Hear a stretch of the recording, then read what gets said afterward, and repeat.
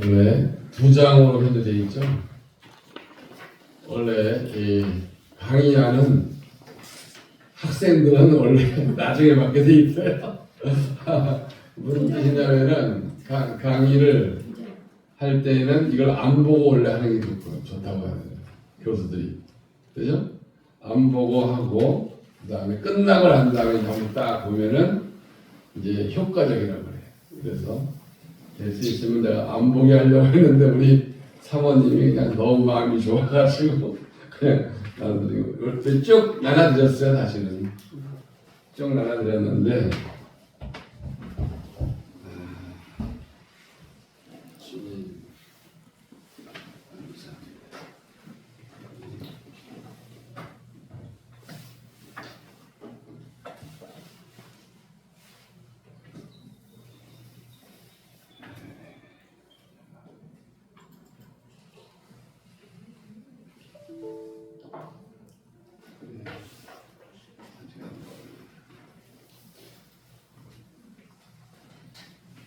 이걸 꺼야지 나오는가 보는데 그건 아닌가 본데.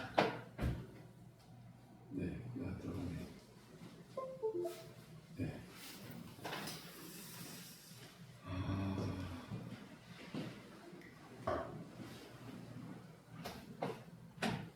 제가 오늘 이 7대 명절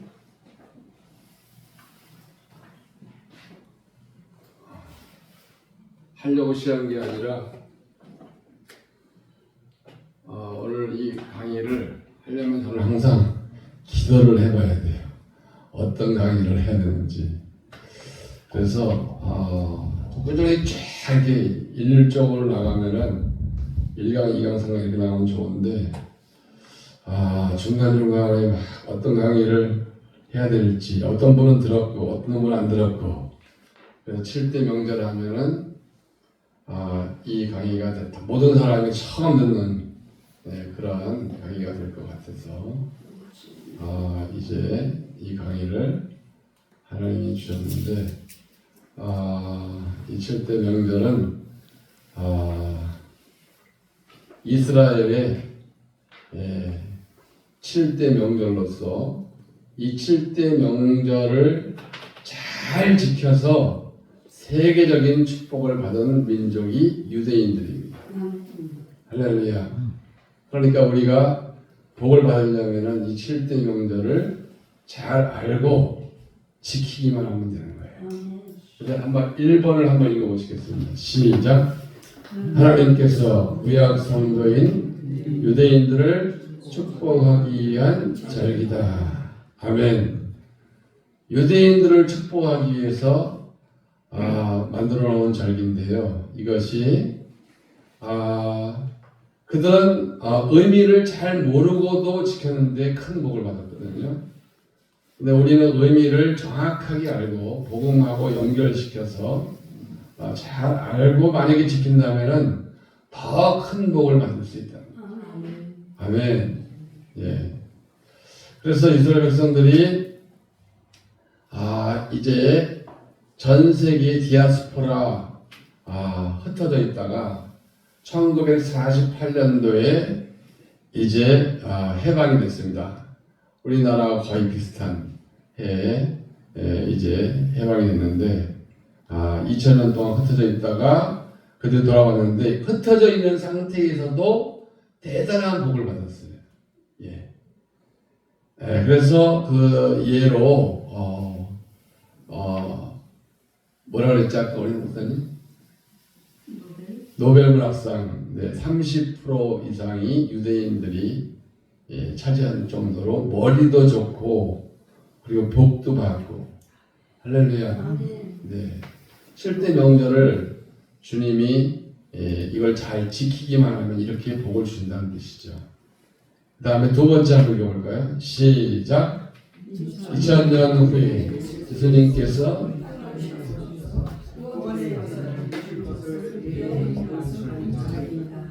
예.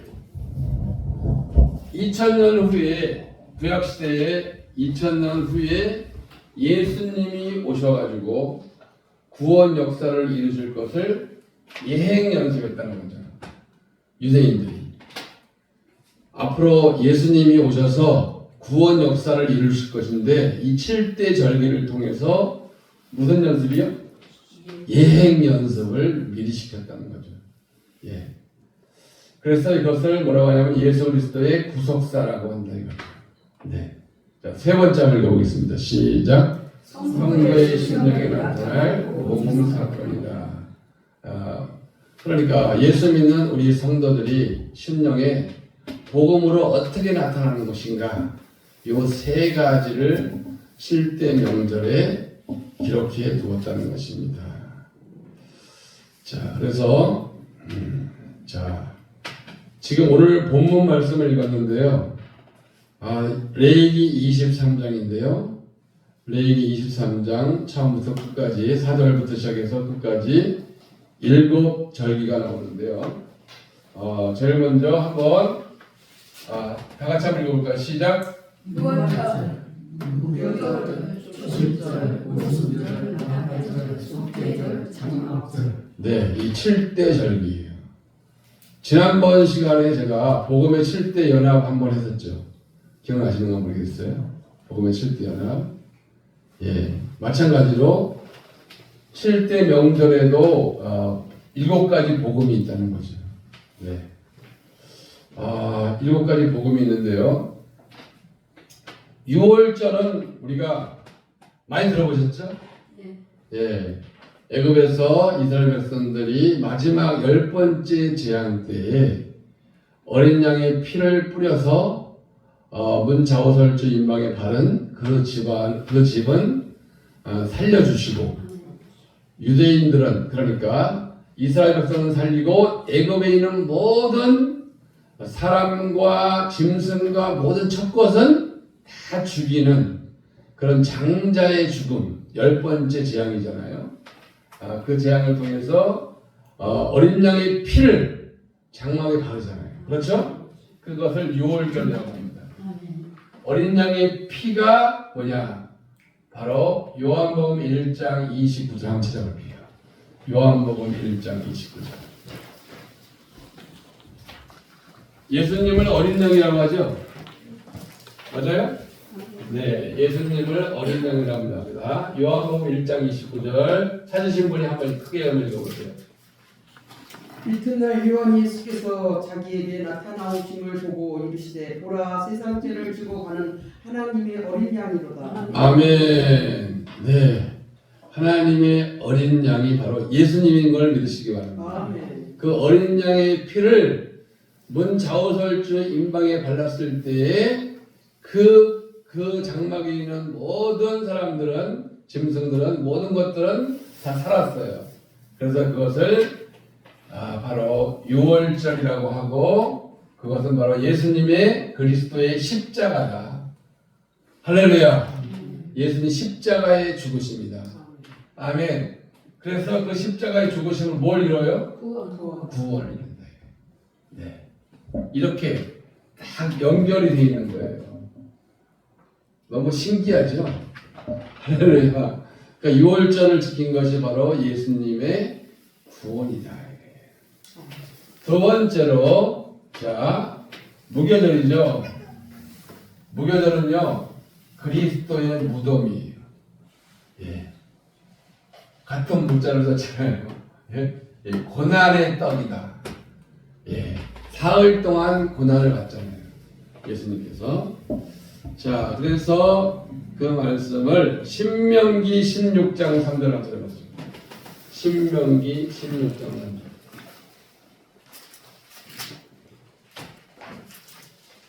찾으신 분이 16장 3절을 한번 읽어주세요. 무교병을 그것과 함께 먹지 말고 200 동안은 무교병 곧 고난의 떡을 그것과 함께 먹으라. 아멘. 네. 무교병이라는 고난의 떡이라는 거예요. 고난의 떡. 네.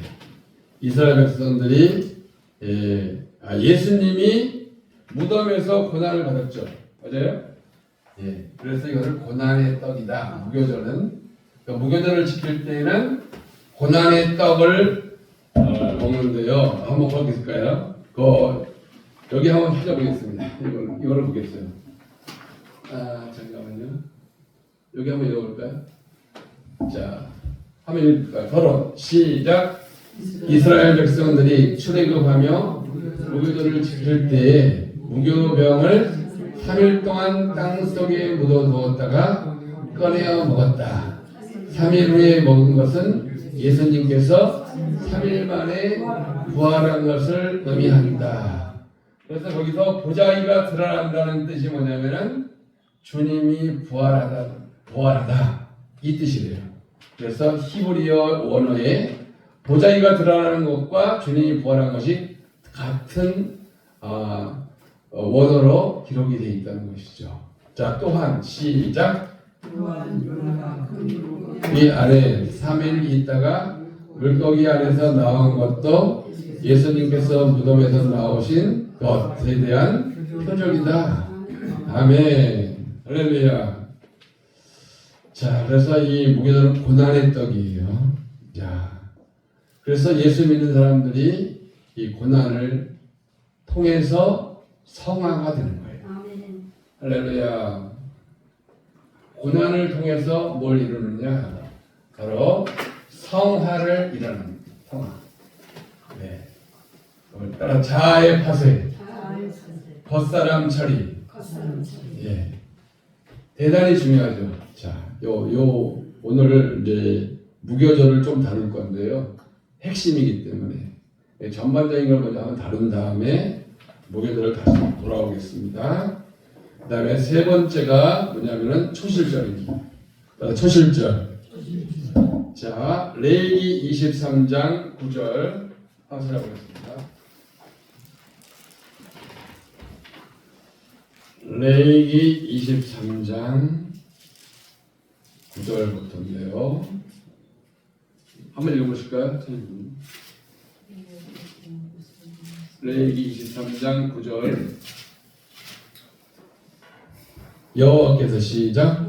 여호와께서 모세에게 말씀하여 이르시되 이스라엘 백성에게 말하여 이르더라. 너희는 내가 너희에게 주는 땅에 들어가서 너희의 곡물을 거둘 때에 너희의 곡물의 첫 이삭 한 단을 제사장에게로 가져갈 것이요 제사장은 너희를 위하여 그 단을 여호와 앞에 기쁘게 부르심이 되도록 흔들어 안식일 이튿날에 흔들 것이며. 아멘. 거기까지만 읽겠습니다. 곡물의 첫 이삭을 10절 하반절에 한 단을 제사장에게로 가져갈 것이요. 네. 첫 것을 가장 좋은 열매를 맺은 그 첫 것을 누구에게 준다고요? 제사장에게 준다. 그래서 이것을 뭐라고 하느냐? 초실절이라고 하는데, 첫 것을 바로 예수님이 부활의 첫 열매가 되셨죠. 맞습니까? 첫 것을 드리는 것이 바로 그리스도의 부활에 해당하는 것이다. 아멘. 그래서 고린도전서 15장 20절.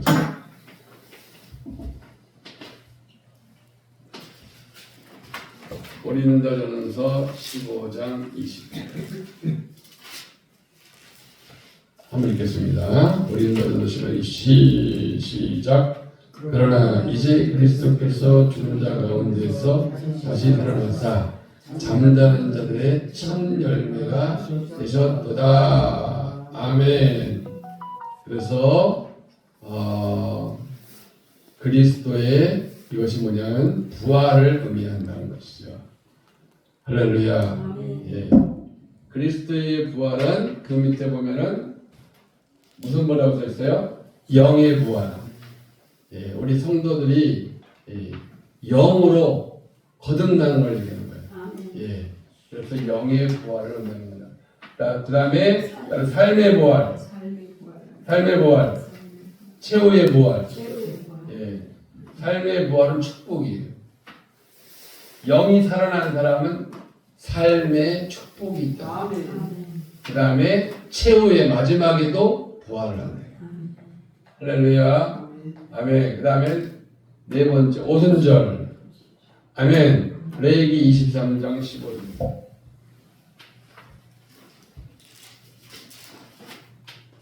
레위기 23장 15절 찾으면 읽어주세요. 안식일 이튿날 곧 너희가 요제로 곡식단을 가져온 날부터 세어서 7 안식일을 수요를 채우고 7 안식일 이튿날까지 합하여 50일을 계수하여 새 소제를 여호와께 드리되. 아멘. 네, 50일 후에 드려지는 이 절기인데요.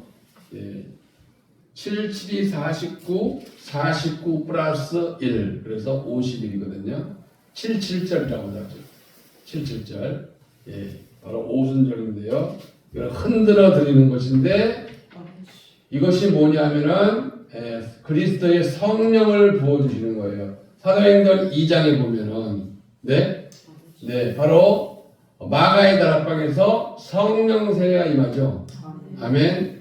요엘서 2장 28절에는 바로 성령이 내릴 것을 예언해 놓은 구절입니다. 그래서 오순절은 뭐를 말하느냐면 성령이 부어주신다.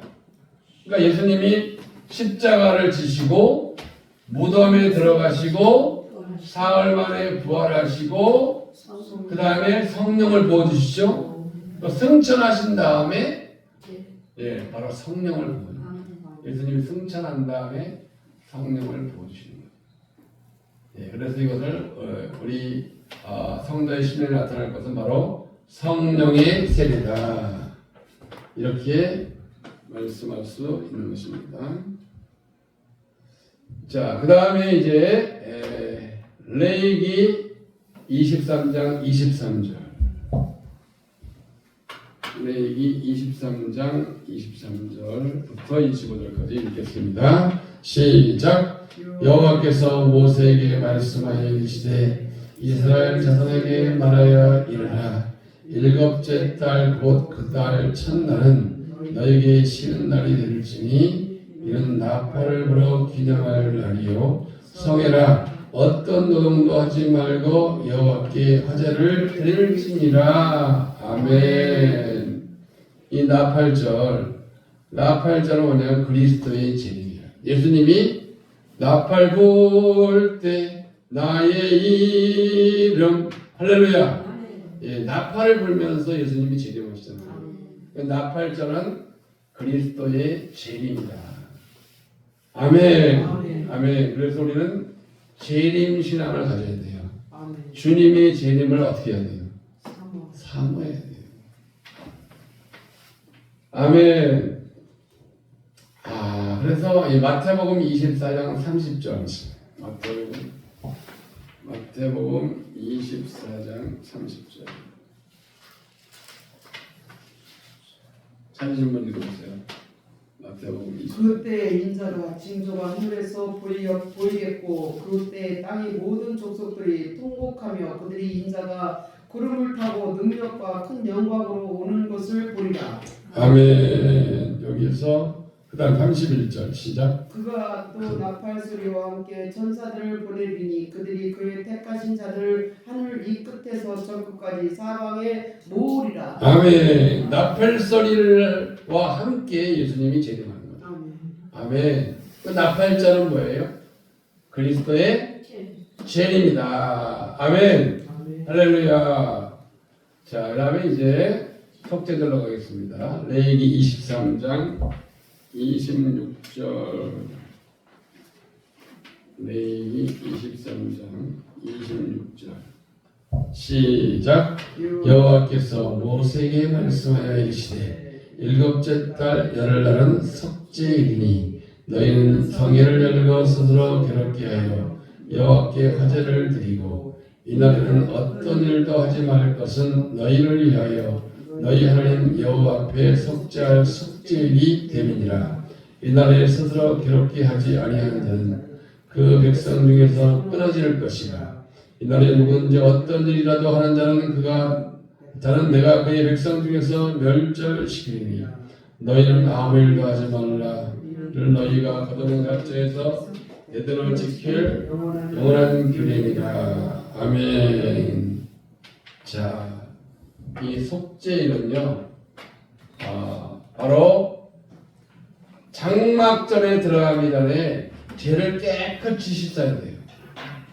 우리가 장막절이라는 것은 이제 천년왕국을 의미하는데, 예, 우리가 구원 얻는, 그러니까 영원한 새 예루살렘 들어가기 전에 천년 동안 왕노로 산다는 곳이 바로 천년왕국인데, 거기 들어가기 전에 뭘 해야 되느냐? 바로 성도를 깨끗하게 해야 됩니다. 아멘. 예. 그래서 이 날은 언제냐면은 1월 10일이에요. 네. 우리나라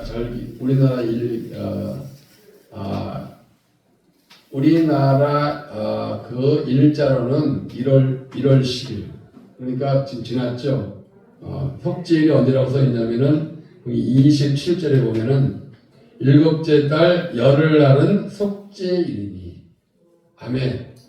일곱째 달이 우리나라 시일로는 1월 10일, 1월 달이에요. 1월 달. 알겠죠? 1월 10일 날이 바로 속죄일이다. 그래서 속죄절 또는 속죄일, 속죄절, 예, 두 가지 의미를 수 있습니다. 자, 그래서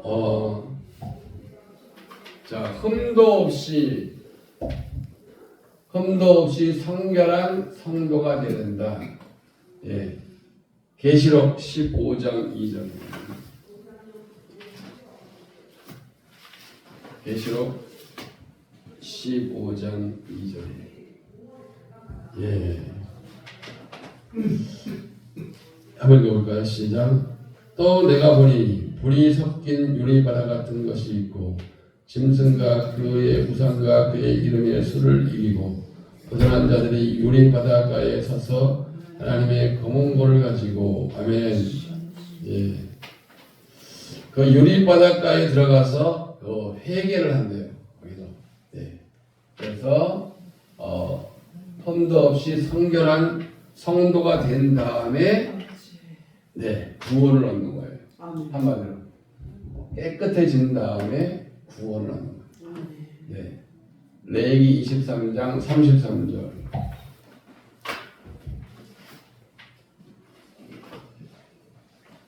레위기 23장 33절부터 36절까지. 네, 33절 읽겠습니다. 시작. 여호와께서 모세에게 말씀하여 이르시되 이스라엘 자손에게 말하여 이르라. 일곱째 달 15째 날은 초막절이니 이는 여호와를 위하여 이래 동안 지킬 것이라. 아멘. 초막절 또는 뭐라 그래요? 다른 말로 장막절. 예, 초막절, 장막절이라고 한다 이거죠. 이것은 바로 천년 왕국을 그리스도의 천년 왕국. 그래서 유대인들이 7대 명절을 지킨 것은 예수 그리스도의 구속사예요. 첫 번째 뭐라 그랬어요? 6월절은 그리스도의 십자가, 무교절은 그리스도의 무덤, 추실절은 그리스도의 부활, 오순절 그리스도의 성령을 부어주심, 나팔절 그리스도의 재림, 속죄절 그리스도의 나라를 바침, 장막절 그리스도의 천년. 그래서 앞으로 2000년 후에 예수님이 오셔서 해야 할 일을 이미 7대 명절을 통해서 그대로 예행 연습을 했다. 할렐루야. 네. 네. 자, 그래서 이제 한번 전반적으로 한번 이렇게 한번 7대 명절에 대해서 말씀을 드리고 싶고, 그 다음에 이제 의미를 또 분명히 알아야 돼요.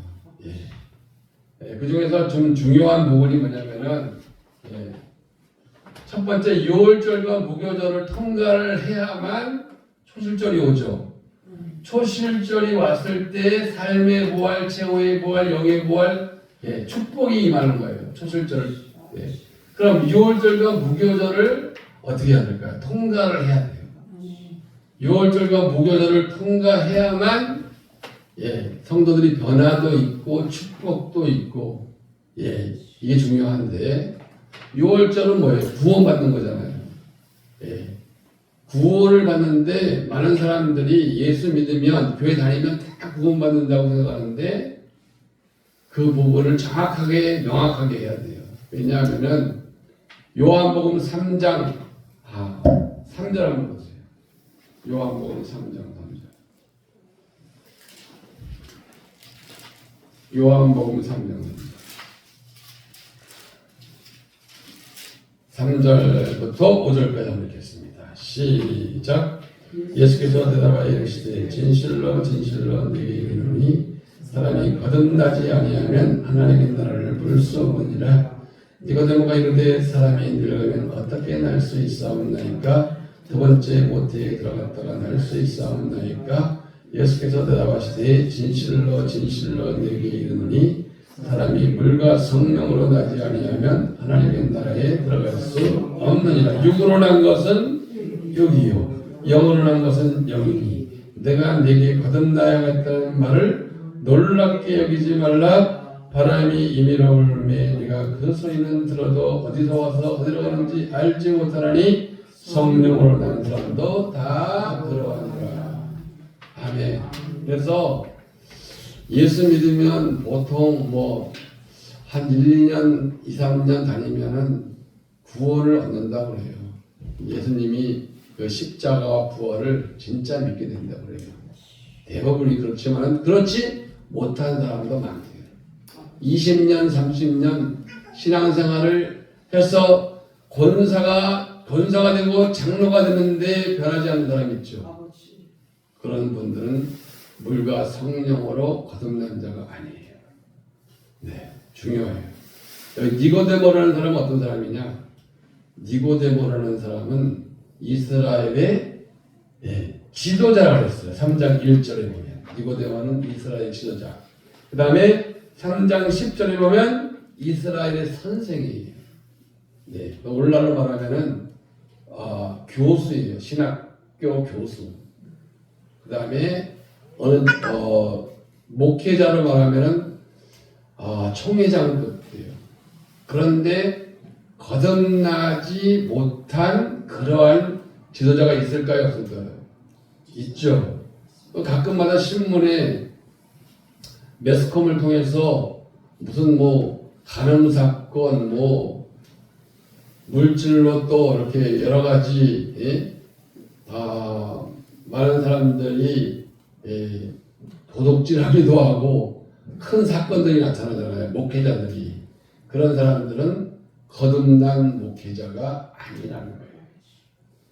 그러면 우리는 어떤 일이에요? 우리도 적용을 해봐야 돼요. 정말 내가 정말 하나님이 기뻐하시는 목회자인지. 할렐루야. 네.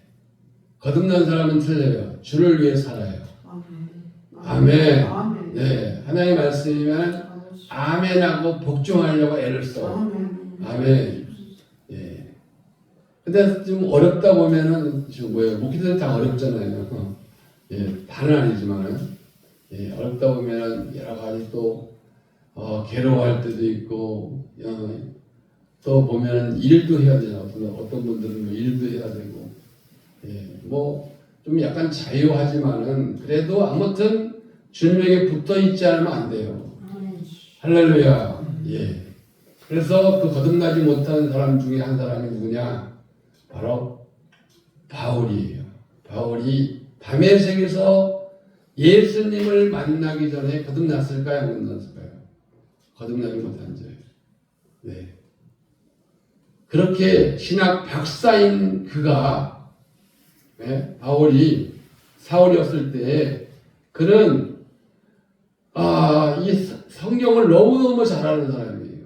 대단히 잘하는 사람이에요. 그런데 왜 예수님이 오신 걸 몰랐을까요? 그것은 바로 거듭나지 못했기 때문에. 무슨 지식이 있는데, 성경 지식이 있는데 이거 무슨 지식이냐? 어떤 지식이냐면 간접 지식이에요. 오늘날로 말하면 간접 지식. 예. 이 간접 지식이 뭐냐면은 간접 지식은 이 성경을 통해서도 지식을 얻을 수 있고 책을 통해서 또 교수를 통해서 많은 지식을 얻었지만은 나하고 진짜 인격적으로 하나님과 만난 경험이 없는 사람이 바로 사울이었단 말이에요. 근데 다메섹에서 인격적으로 부활하신 예수님을 만났잖아요. 그 체험이 있어야 되는 거예요. 그래서 저는 항상 예배 인도할 때도 강의할 때도 항상 기도해보고 하나님이 주시지 않으면 절대 안 합니다. 막 이렇게 하나님 따져 묻고 하나님이 인도해 주셨을 때 그때 이제 강의도 하고 예배도 하고 할렐루야. 하나님의 음성을 듣지 못하면 안 돼요. 전에는 제가 음성을 듣지 않고 그냥 기도하다가 그냥 성령이 감동되면 그대로 했는데 그게 아니라 물론 하나님의 성령으로 음성을 들을 때가 있고 진짜 하나님의 음성을 들을 때가 있는데 하나님의 직접 음성을 듣기는 사실 어렵잖아요. 그렇죠?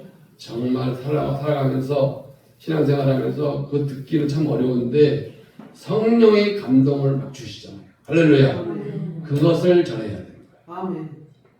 성령의 감동에 따라 움직여야지 내 생각대로 하면 안 됩니다. 내 생각대로 막 하는 분들이 있을까요? 없을까요? 많죠. 그래서 그것이 나인지도 몰라. 할렐루야. 아멘. 그래서 뭐 부흥회를 해도 마찬가지예요. 어떤 강사를 써야 될까? 이것도 하나님께 다 물어봐야 돼요. 그래서 하나님도 순간적으로 줄 수도 있고요. 오늘 집회 오는 것도 하나님이 감동하지 않으면 오지 못하는 거예요. 자, 그래서 저 무슨 얘기하다가 제가 여기까지 왔나요? 아시는 분은? 자, 오늘 6월절 얘기하다가 지금 배웠는데 구원 바로 니고데모라는 사람이 거듭나지 못한 지도자다, 목회자다 이거예요. 거듭나지 못한 목회자다. 그럼 성도는 있을까 없을까요?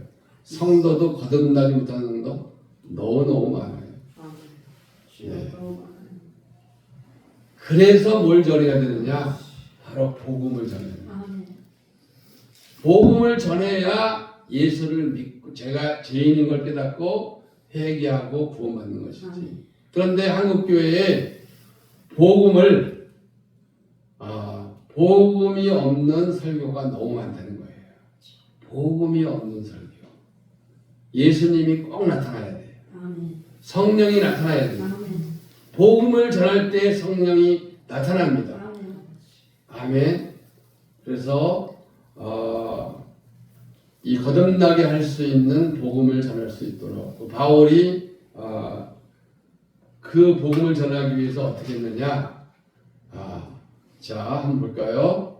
고린도전서 2장으로 한번 가보겠습니다.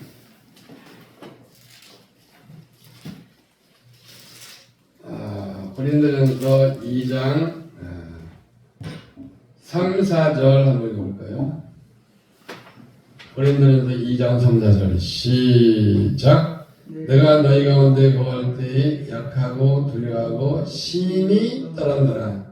내 말과 내 전도함이 설득력 있는 지혜 말로 하지 아니하고 다만 성령의 나타나심과 능력으로 하여 너희 믿음이 사람의 지혜 있지 아니하고 다만 하나님의 능력에 있게 하려 하였노라. 아멘. 바울이 약하고 두려워하고 심히 떨면서 복음을 전하기 위해서 기도를 한 거예요. 왜 그렇게 기도를 해야 되느냐? 혹시 내가 설득력 있는 지혜 있는 말로 전할까봐, 자기가 가지고 있는 이 지식을 전할까봐 두려워했다는 거예요. 아는 게 너무 많은 거예요. 헬라식, 히브리식 그러한 지식이 가장 많은 사람이 바울이에요. 그래서 자기가 얼마든지 유창하게 말을 잘할 수 있어요. 근데 그것을 전하지 않고 내 말과 내 전도함이 설득력 있는 지혜 말로 하지 아니하고 성령의 나타남과 능력으로 하고 싶다. 즉 복음을 전해서 복음을 전할 때 성령이 나타난다. 예수님을 전해야 돼요. 아멘. 네, 그래서 그 옆에 2장 1, 2절 한번 읽어봐요. 1, 2절 고린도서 2장 1, 2절 시작. 형제들아, 내가 너에게 나가 하나님의 증거를 전할 때 말과 지혜에 아름다운 것으로 아니하였나니 내가 너희 중에서 예수 그리스도와 그가 십자가에 못 박히신 것 외에는 아무것도 알지 아니하기로 작정하였습니다. 아멘. 예수 그리스도가 십자가에 못 박힌 것은 복음이에요. 요거 외에는 아무것도 안 전하겠다는 거예요. 복음만 전하겠다는 거예요. 네? 내 말과 지혜의 아름다운 것을 하지 않겠다는 거예요. 이성적인 말을 안 하겠다는 거예요. 철학적인 말을 안 하겠다는 거예요. 오직 예수님만 전하겠다. 아멘. 예. 이것이 바로 거듭나게 하는 메시지예요. 성령이 나타나는 메시지예요. 그러니까 이 7대 명절은 정말 복음을 상세하게 풀어헤친 거예요. 예, 6월절부터 시작해서 장막절까지 7대 명절은 바로 예수님이 이 땅에 오셔서 해야 할 일, 그리고 마지막에 우리를 다 구원해서 영원한 나라를 새 예루살렘을 주기까지의 그 모든 전반적인 예수님의 하실 일을 다 기록해 놓은 것이 바로 7대 명절이라고 생각한다면 이런 복음이 누구에게 전해드려야 돼요? 성도들에게 전해야 돼요. 복도 받고 정확한 복음도 알고 아멘. 정말 한쪽으로 치우치지 아니하고 전반적인 그 복음을 우리가 알아야 된다 이거죠. 그래서 7대 명절이 얼마나 중요한지 몰라요. 7대 명절을 잘 지키기만 하면은 세계적인 복을 받는다. 믿으시면 아멘. 아멘이죠. 예. 그래서 구원. 자, 6월절은 바로 그리스도의 십자가고, 그리스도의 십자가. 두 번째는 이제 무교절이에요. 무교절은 뭐냐면, 예수님이 고난을 받는다죠. 고난의 떡이라고 했죠. 이스라엘 백성들이 애굽에서 400년 동안 거기서도 고난 받았지만 나와서도 또 고난 받잖아요. 네. 그래서 고난을 받은 후에 이제 애굽에서 나와서 이제 초실절을 통해서 복도 받는데요. 바로 무교절은 뭐냐면은 자아의 파쇄가 중요해요. 자아의 파쇄. 자아의 파쇄가 뭔가?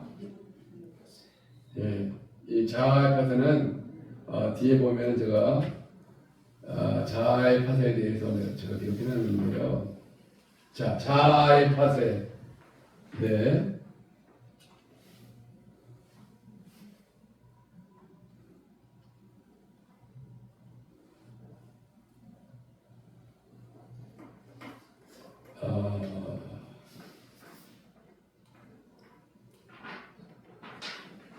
자, 자아의 파쇄는 뭐냐면요.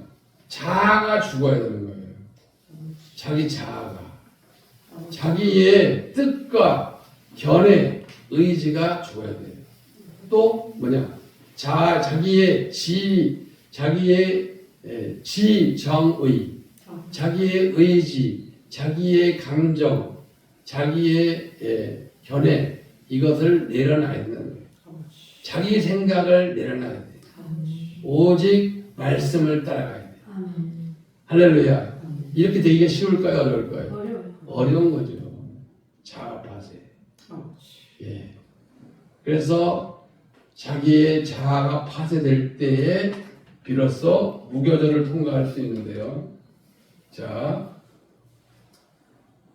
무교절을 빨리 끝내야만 복이 임하는데, 무교절을 빨리 끝내야 하는데 제일 빨리 끝낸 사람이 누구냐 하면은 이삭이에요. 이삭은 모리아산에서 번제로 드릴 때 단번에 무교절을 통과했어요.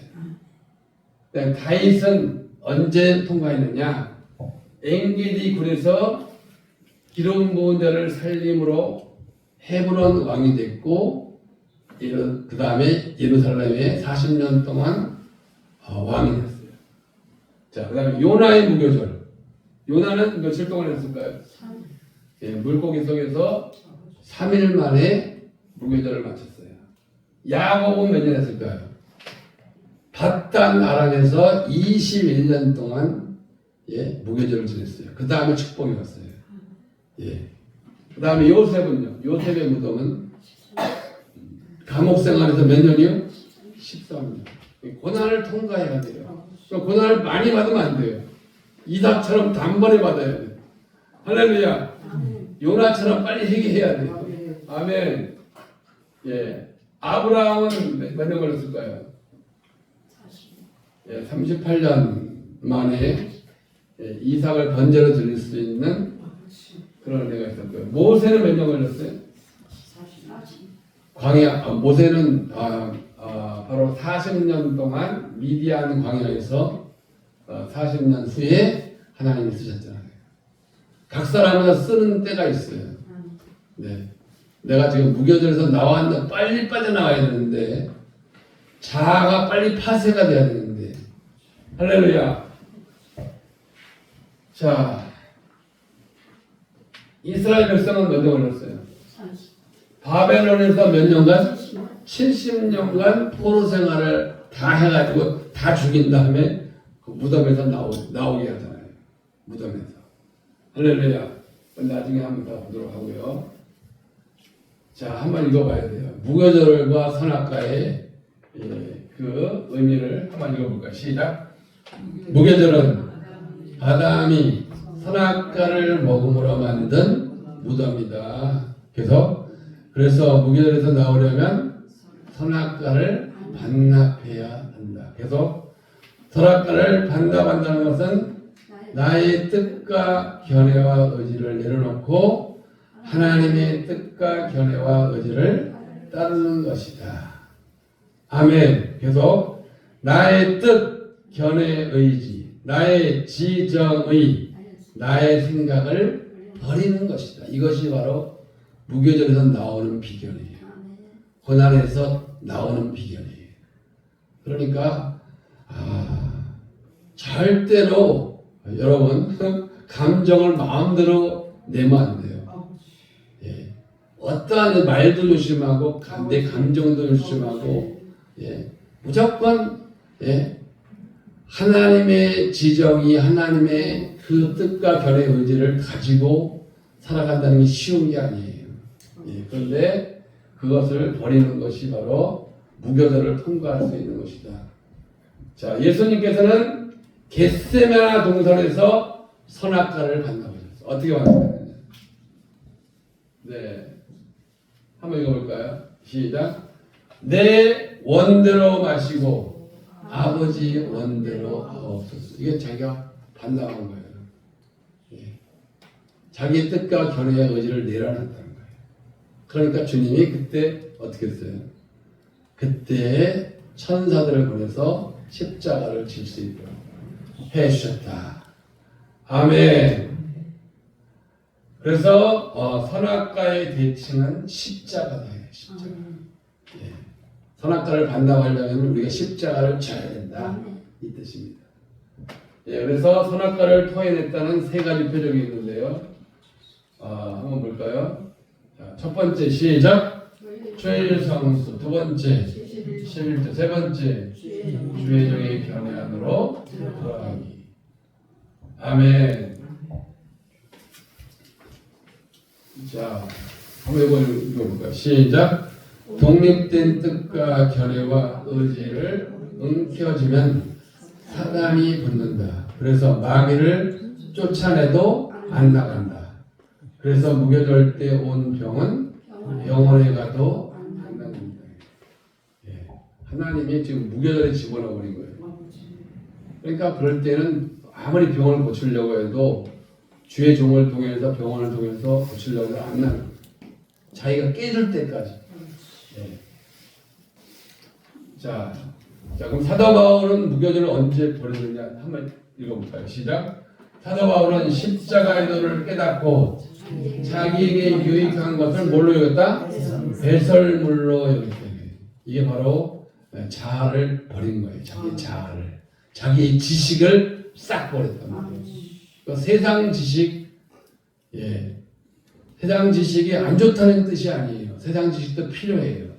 그런데 세상 지식 때문에 하나님의 지식을 밀어내버리면 그러면은 그것은 세상 지식이 손해야, 손해. 아무리 세상 지식이 많아도 하나님의 말씀을 밀어내면은 그 세상 지식이 필요 없는 거예요. 세상 지식을 내려놓고 하나님의 지식으로 채우시기 바랍니다. 아멘. 자,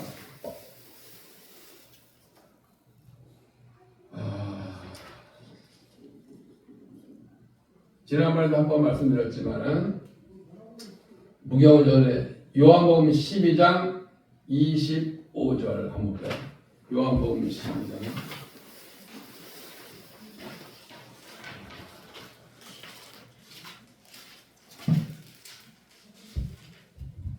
자, 20절부터 한번 볼까요? 20절부터 25절까지. 자, 교독하겠습니다. 20절부터 시작. 명절에 예배하러 올라온 사람 중에 헬라의 몇이 있는데, 여러분 읽으세요. 그들이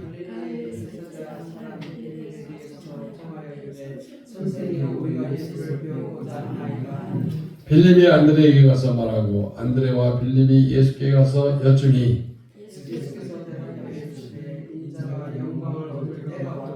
내가 진실로 진실로 너희에게 이르노니 한 알의 밀이 땅에 떨어져 죽지 아니하며 하나님을 기다려 있고 죽으면 많은 열매를 맺느니라. 다같이 자기의 생명을 사랑하는 자는 잃어버릴 것이요 이 세상에서 자기의 생명을 이어하는 자는 영생하도록 도전하리라. 아멘.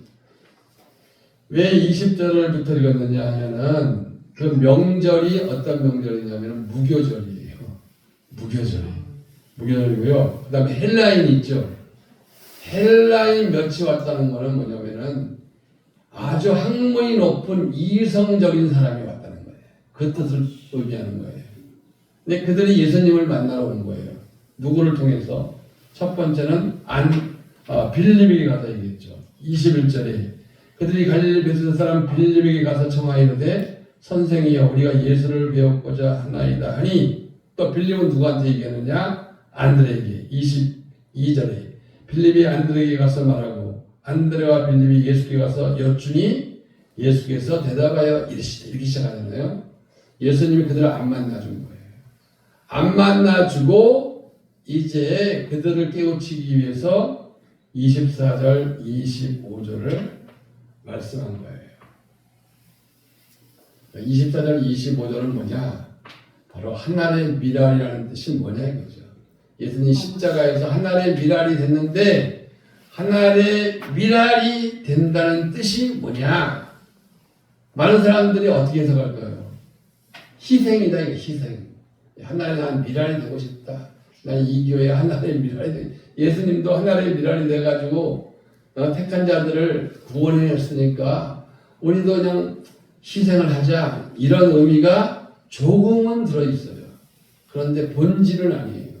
어떤 게 본질이냐? 바로 25절이 바로 본질이 들어있는 거예요. 25절에 시작. 자기의 생명을 사랑하는 자는 잃어버릴 것이요. 아멘. 자기의 생명을 사랑하면 잃어버린대요. 아니 자기 생명이 얼마나 중요한데 사랑해야지. 근데 그게 아니라는 거예요. 여기서 자기의 생명은 뭐냐? 자아가 깨지지 않는 생명이에요. 자아가 깨지지 않는 생명. 인본주의. 그 생명을 사랑하면 안 돼요. 다시 얘기해서 이걸 어떻게 표현을 하냐면은 선악과를 따먹었잖아요. 아담과 하와가. 그렇죠? 그때 따먹었을 때 생긴 잘못된 생명이에요. 생기지 말아야 할 생명. 그러니까 예수님을 믿기 전에 구원받은 생명이 아니고 구원받지 못한 생명. 이게 무슨 뜻이냐? 좀 어려운데요. 쉽게 얘기해서 예수 믿고 구원받고 성령을 따라가는 그러한 생명이 아니고 예수 믿기 전에 성령 받기 전에 내가 그 옛사람 있죠? 그 옛사람의 생명 요것을 사랑하지 말라는 거예요. 예. 자기의 생각, 의지, 견해 요걸 버리기가 쉬운 게 아니라는 거죠. 요것을 사랑하는 자는 어떻게 한다고요? 잃어버릴 것이요. 이게 뭐예요? 잃어버린다는 거. 생명이 잃어버리면 지옥이잖아요. 그러니까 자아파쇄가 안 되면 안 되는 거예요. 그러니까 하나님은 우리를 자아파쇄하기 위해서 어떻게 하느냐? 고난을 줄 수밖에 없는 거예요. 예. 요나는 3일 걸렸고, 이삭은 하루 걸렸고, 예? 야곱은 21년 걸렸고, 모세는 40년 걸렸고, 우리는 얼마 걸려야 돼요? 빨리 끝내야 돼. 무교절에서 나와야 돼. 근데 한국교회에 무교절에서 나와가지고, 예? 그 무교절에 나와서 초실절에 들어가는 사람들이 많지가 않다는 거죠. 예. 그 축복을 누리는 사람이 많지가 않은 거예요. 자아가 깨지지 않은 사람이 너무너무 많은 거예요. 할렐루야. 자아를 깨트려야 된다는 거죠. 그 다음에 25절 하반절에 보면은, 네? 이 세상에서 자기의 생명을 미워하는 자는 뭐라 그랬어요? 영생하라. 아멘. 자기의 생명을 미워해야 돼요. 예. 그러니까 선악과를 따먹어서 생긴 그 생명, 예. 거듭나기 전에 생긴 그 생명, 요거는 어떻게 해야 돼요? 미워해야만 영생에 들어간다. 아멘. 예. 그래서 이것을 바울은 어떻게 얘기했느냐? 바울은 고린도후서 4장에 보면은 11절이잖아요. 고린도후서 4장 11절에 예수님의 표현하고 같은 뜻이에요. 자, 4장 11절 한번 읽어볼까요? 시작. 우리 살아있는 자가 항상 예수를 위하여 죽음에 넘겨짐은 예수의 생명이 또한 우리 죽을 육체에 나타나게 하려 함이라. 아멘. 네, 우리 살아있는 자가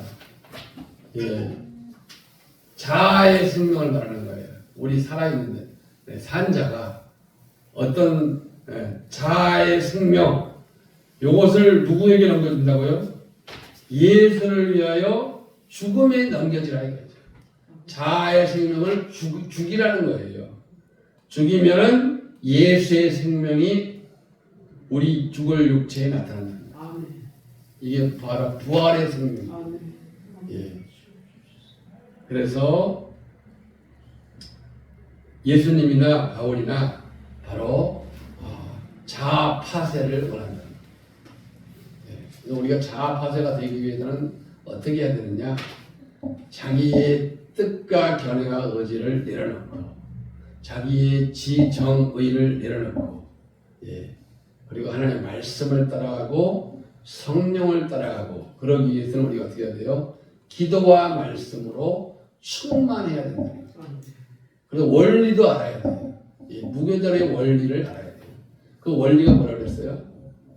바로 선악과를 따먹었다 이거예요. 자기의 뜻대로 따먹는 거예요. 자기의 뜻대로. 하나님의 뜻은 뭐예요? 선악과를 따먹으면 정령 죽으리라. 이게 하나님의 뜻이잖아요. 근데 자기의 뜻대로 따먹었단 말이에요.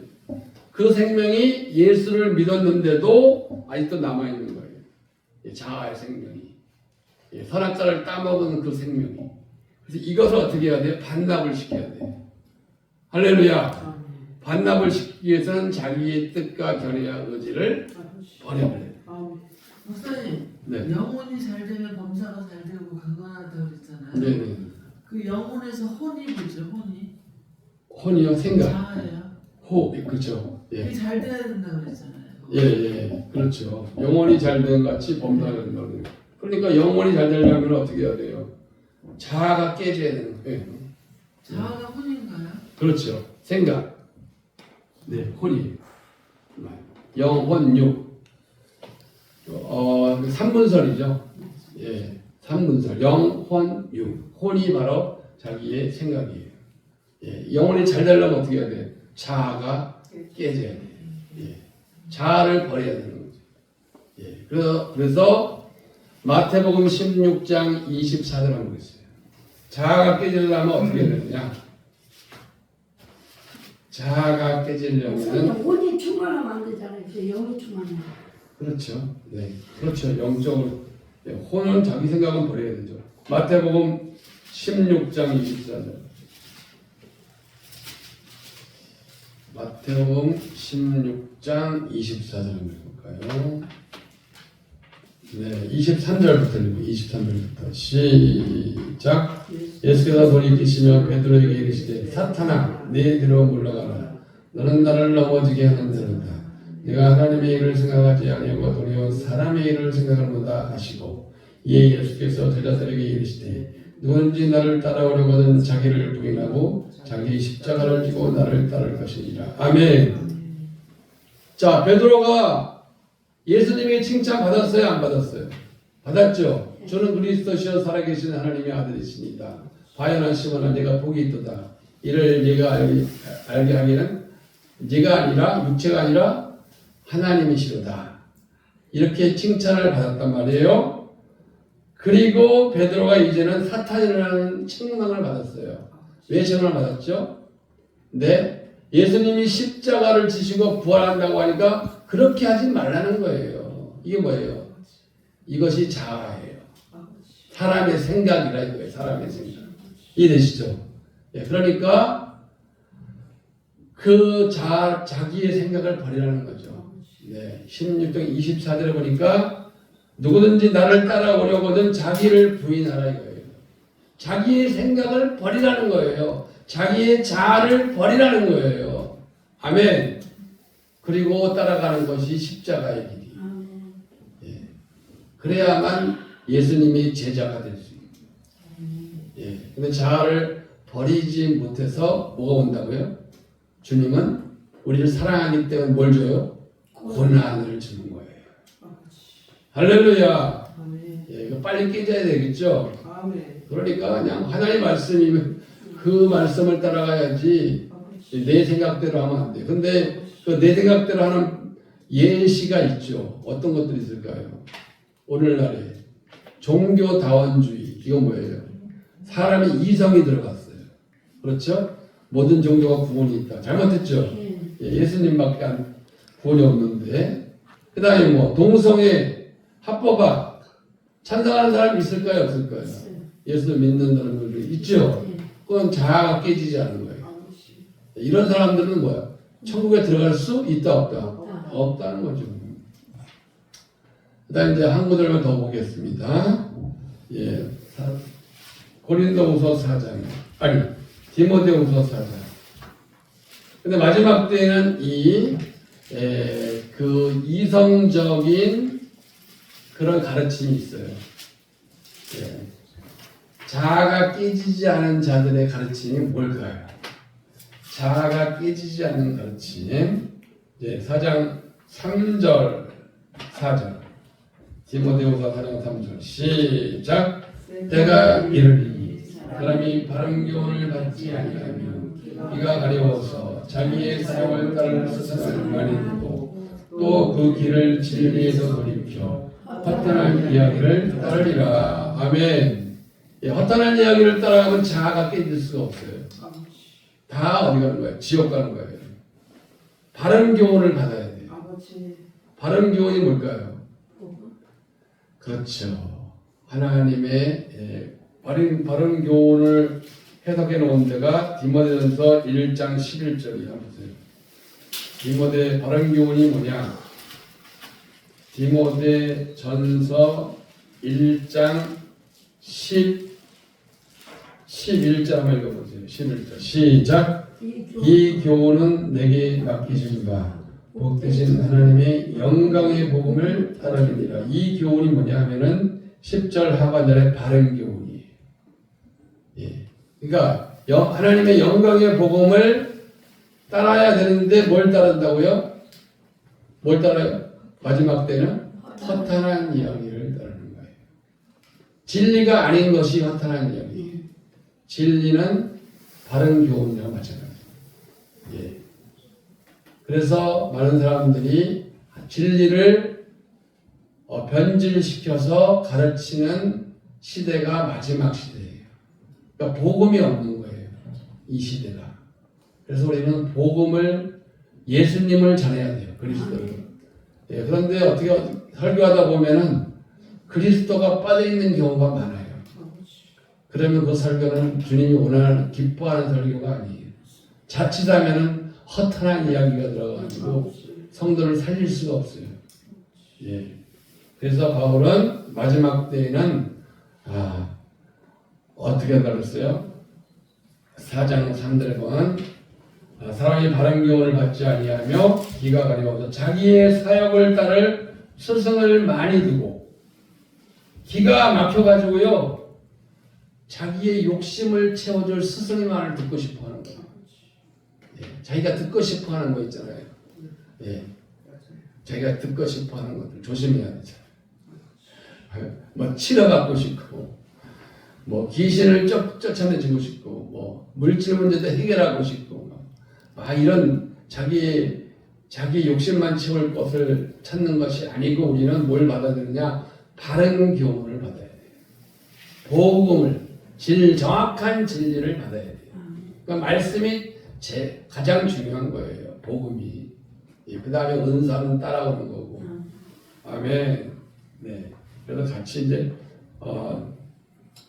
복음과 함께 진리인 거야.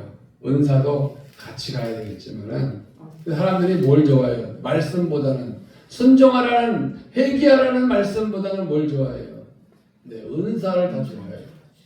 예, 그래서 은사도 필요하고 말씀도 필요하고. 예.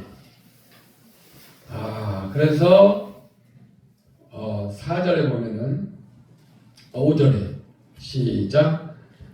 그러나 너는 모든 일에 신중하여 고난을 받으며 전도자의 일을 하며 내 직무를 다하라.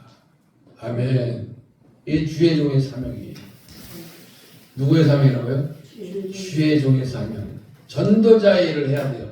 복음을 전해야 돼요. 믿습니까?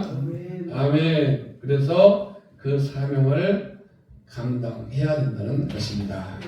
아멘. 오늘 여기까지 하겠습니다.